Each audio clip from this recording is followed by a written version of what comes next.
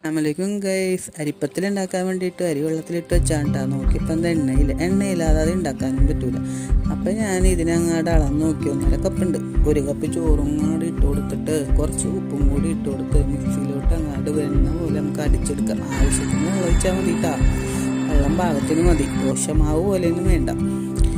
എന്നിട്ട് നമുക്കിത് വേറൊരു പാത്രത്തിലോട്ട് മാറ്റി കൊടുക്കാം. ഞാനിത് വീഡിയോയിൽ എവിടെയൊക്കെ കണ്ടിട്ടുണ്ട്. നമുക്കൊന്ന് പരീക്ഷിച്ച് നോക്കാന്നേ. കുഴിയുള്ള ചട്ടിയിലോട്ട് അങ്ങോട്ട് എണ്ണ ഒഴിച്ചു കൊടുക്കണം കേട്ടോ. തീ നല്ലോണം അങ്ങോട്ട് കൂട്ടണം.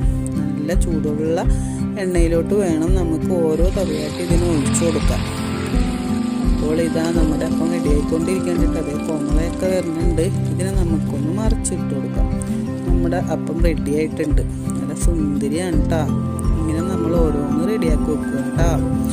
ഇതിന് നമ്മൾ കൂട്ടാൻ വേണ്ടിയിട്ട് ഇപ്പുറത്ത് നമ്മളൊരു മട്ടൻ കറി വെക്കുന്നുണ്ട് കേട്ടോ. ഇത് അടിപൊളിയായിരിക്കും. അപ്പവും മട്ടൻ കറിയും കൂടി